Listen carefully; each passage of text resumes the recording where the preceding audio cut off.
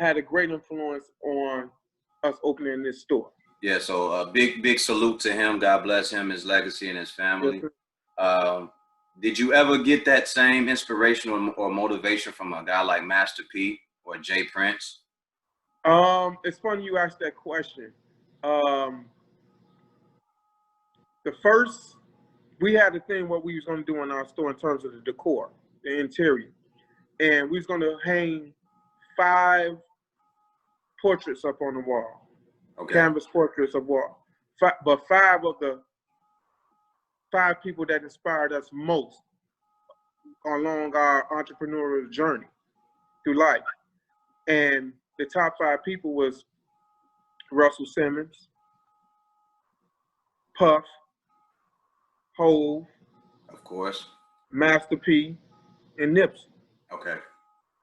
You know what I mean? Okay. Those are going to be the 5 people like our wall of fame. You know what I mean?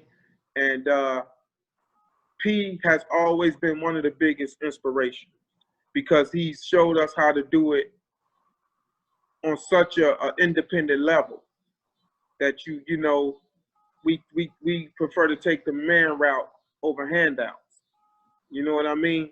And he also showed us how just the difference between P2 and a lot of the other ones I just mentioned is that P did it in such a way that it wasn't just he was showing you independency. He was how to be independent or how to be rich or how to be, but he was, the biggest thing I got out of P was he was showing you how to create generational wealth. Mm. You know what I mean? Because everything he did, he attached his family to it. Yeah, his business savvy was remarkable, man. It really was. It was his story. It is remarkable to know that he knew to go in there and say, look, I don't need no record deal. I got the record company. I just need distribution. Mm-hmm. So everything we're going to do is going to be 80-20. You know, come on, man. And that's an awesome thing to know that, you know, someone like me knew how to do that. He knew how to walk in. He knew how to educate himself and find out the correct information to go out there and propel himself to excel at such a high level. But he also, you know, it's other things to P that's, you know, like bookmarks that's of inspiration in his story in terms of just, you know, how he started and the $10,000, I want to say it's the $10,000 check from an insurance, maybe life insurance, something he got from that was left to him, and went to Oakland and opened up a record store. Yeah. You know, it started through that and got it popping, and then, you know, went and hired the best lawyer. I want Michael Jackson lawyer. I don't want any lawyer.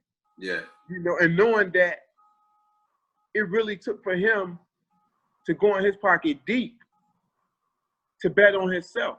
Yeah. And recognize that there's no better bet to place your money on than yourself. Yeah. I saw at one point he did an interview and he said that at one point, I think while he had, I'm not sure if he had the store out there on the West Coast, but while he had it, it got broken into or something like that. And for a while, he had to live out of the store and out of his car with his son. And that just lets you know he was willing to sacrifice and just bet on himself and go all the way out on what he knew to be correct to make sure that he did it his way. And I say that's remarkable character, man. It's something in him that's different from other people, you know? It is. Well, he's still grounded in a lot of ways. Yeah, you know what absolutely. I mean? He's still very connected to where he came from and his people. You know, he hasn't gotten so far out of the way, and his mission has never wavered or changed since day one, and that's to inspire and motivate his people to be better than what they conditions and circumstances is. Correct. You know, and that's it. So yeah, P is definitely one of my and always have been one of my biggest inspirations. Yeah. So growing up, where did you exactly grow up at in Chicago? Man, I've grown up predominantly on the west side. I'm a west side guy.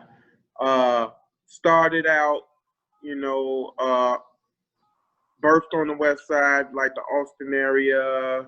You know, family been over there like 50 years, Austin and Erie. But started my childhood out Humboldt Park. You know, Humboldt Park. Left